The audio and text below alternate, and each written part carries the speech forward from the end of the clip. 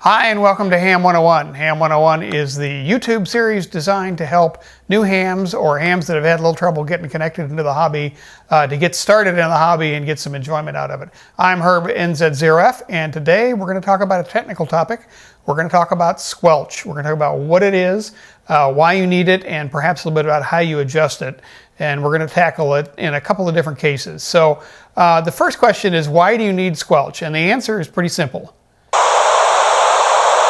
If you didn't have Squelch, your radio would sound like that all the time. So what is Squelch? Squelch is essentially a noise gate, which mutes or silences your radio until the signal that you receive exceeds a certain level. If you didn't have that, you would hear noise. There is noise, there's RF noise around us all the time, wherever we are. It's created by a number of different factors and a number of different things. Basically, anything that has electricity flowing through it is going to create a certain amount of RF noise at different bands and at different levels and things like that. So there's always going to be noise. And so if you didn't have Squelch, you would hear that noise consistently, and it, among other things, it get pretty annoying. So Squelch is that noise gate that allows you to set the threshold at which point your radio starts giving you audio at a certain level, so that if a signal that you're receiving exceeds that level, then you hear the audio coming out of your radio. If it is below that level, then you don't hear anything.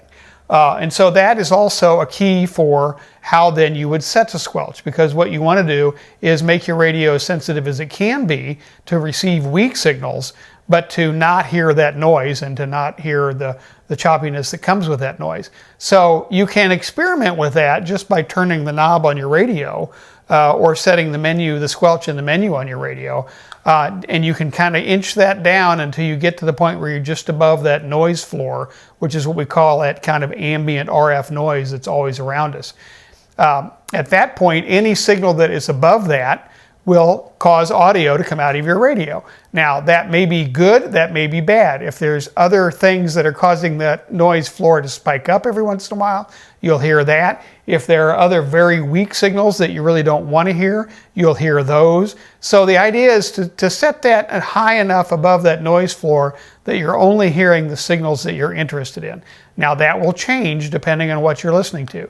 If you are listening to your local repeater and it's fairly close, then that signal is going to be way above anything you can set on your Squelch. So you can turn your Squelch control all the way up and you'll still be able to hear that local repeater. If that local repeater is a long ways away from you, or if you're working somebody on simplex, just from one radio to the next, their signal may be relatively weak, and so therefore you'll need to turn that Squelch control down so that you can hear them clearly. So that's kind of the basic idea behind Squelch and how you can set that to control the amount of noise that you hear and the signals you hear.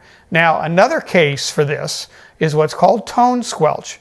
Now, if you remember in several episodes ago, we talked about how you program a radio for a repeater, and in most cases, those repeaters require what we call a PL tone or a CTCSS tone in order to open the repeater. In other words, if the repeater doesn't receive that subaudible tone along with whatever you're saying or whatever you're transmitting, the repeater will not pass your audio.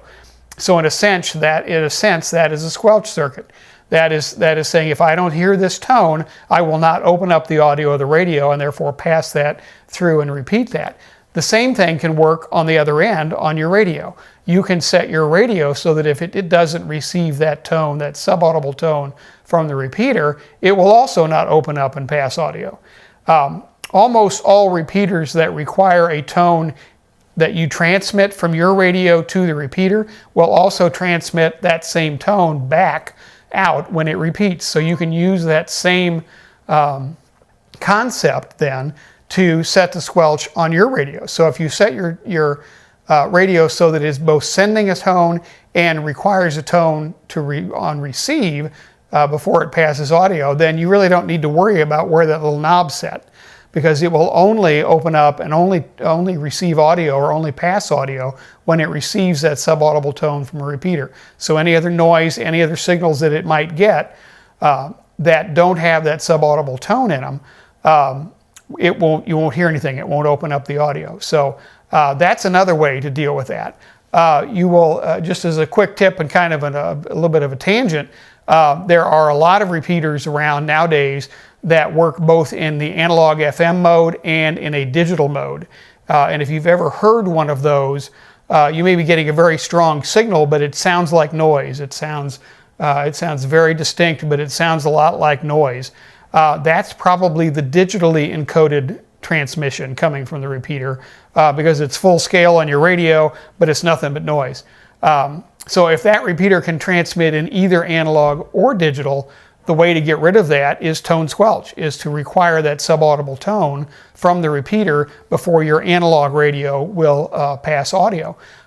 In almost all cases, in all cases that I know of, when they're in the digital mode, those repeaters are not transmitting that subaudible tone.